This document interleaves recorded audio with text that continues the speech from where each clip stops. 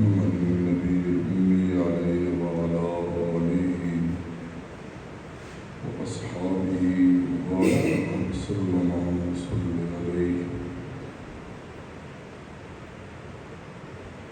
یا اللہ سیرت طیبہ سنانا یہ ابتدائی فریضہ ہے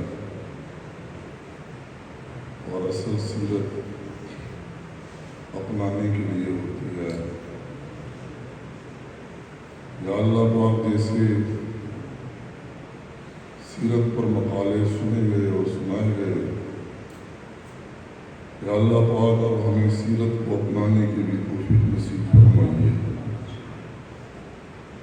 سیرت کا سنانا یہ ابتدائی مرحلہ ہے، اور جو سننے کا حق ادا کرتے ہیں تو انہیں کو اللہ پاک عمل کی توفیق بھی نصیب فرماتے ہیں. اور اللہ کے نبی نے دعا کی ہے تو ایسا کریں کہ ہم سارے اللہ کے نبی کی دعا کے مستحق بن جائیں. اس سے مجرب دعا کون سی ہو سکتی ہے؟ اس کے لیے فرمایا کہ نظر اللہ عبدا سمع مقالتی، اللہ خوش و خرم رکھے، پر و تازہ رکھے، شاداب اور رکھے، آباد رکھے ہر اس شخص کو. فرمایا جو میری باتیں سنتا ہے، مقالہ سنتا ہے. آپ نے مقالے سنائے ہیں، اب پھر یہاں پر رکنا نہیں ہے. اس دعا میں حصہ دار بننے کے لیے اگلا قدم بھی لینا ہے، اور وہ اگلا قدم کیا ہے؟ فَحَفِظَهَا. اب اس بات کو یاد بھی رکھنا ہے، کیونکہ سیرت سنانے کے لیے نہیں ہوتی، یہ یاد رکھنے کے لیے اور اپنانے کے لیے ہوتی ہے. فَحَفِظَهَا. اور اس سے اگلا مرحلہ کیا ہے؟ وَأَدَّاهَا. پھر اسے دوسروں کو بتائے. کیسے بتائے؟ کما سمع، جیسے سنا ہے اس میں نہ افراط کرے اور نہ اس میں تفریط کرے. تو یہ وہ عمل ہے کہ اس میں ہم اس قبول شدہ دعا میں حصہ دار بن جائیں گے. اللہ تعالیٰ شانہ ہمیں سننے کے ساتھ ان اگلے مراحل کو بھی پورا کرنے کی توفیق اور سعادت نصیب فرمائے. اور آج تک ہم جو اس جرم کے مجرم بنے ہوئے ہیں کہ جو رسول نے کہا وہ ہم نے کیا نہیں، اور جس سے رسول نے منع کیا اس سے ہم رکے نہیں. یہی سیرت کا اصل مقصد ہے. ما آتاکم الرسول فخذوا وما نہاکم عنہ فانتہوا. تو ہم سارے اس جرم کے اقراری مجرم ہیں.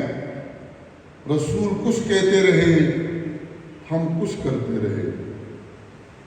تو ہم اپنے اس جرم کا اقرار کر کے اللہ کے سامنے توبہ کرتے ہیں اپنی اس گزری ہوئی زندگی پر. اللہ تعالیٰ شانہ میری اور آپ کی توبہ قبول فرمائے. ہمارے ظاہر میں جو احکام انہوں نے دیے، جس سے بچنے کا حکم دیا اور جن احکام کے کرنے کا حکم دیا، سارے منکرات سے اللہ پاک ہمیں بچنے کی توفیق نصیب فرمائے، اور وہ سارے معروف اس سے اپنے ظاہر کو سجانے کی توفیق نصیب فرمائے. اور اسی طرح وہ احکام جو باطن کے ساتھ تعلق رکھتے ہیں کہ ہمارا باطن رذائل سے محفوظ ہو جائے اور ہمارا باطن فضائل اور فضائل سے سج جائے، جس کو اخلاق کہا جاتا ہے. اللہ تعالیٰ شانہ ہماری تہذیب ظاہر بھی اور تہذیب باطن بھی اپنے کرم سے ہمیں نصیب فرمائے۔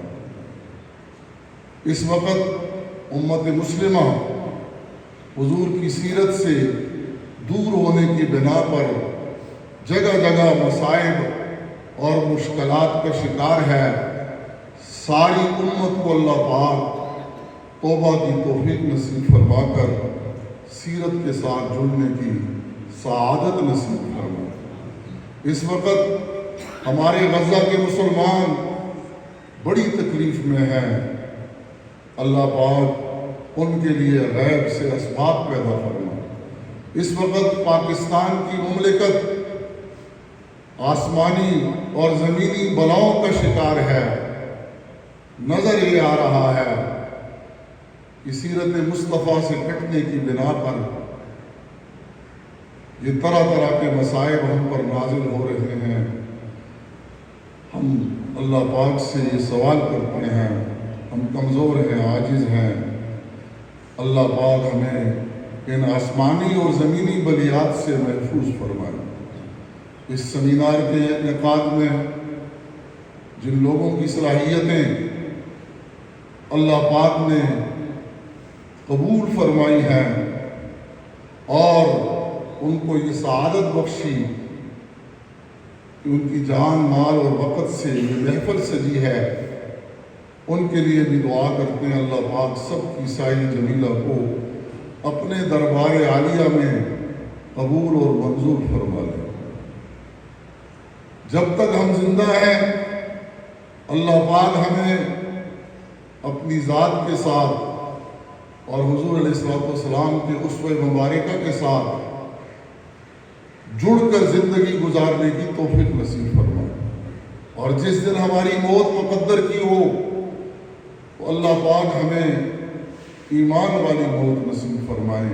وصلی اللہ تعالی علی خیر خلقہ محمد وعلی آلہ واصحابہ اجمعین برحمتک یا ارحم الراحمین۔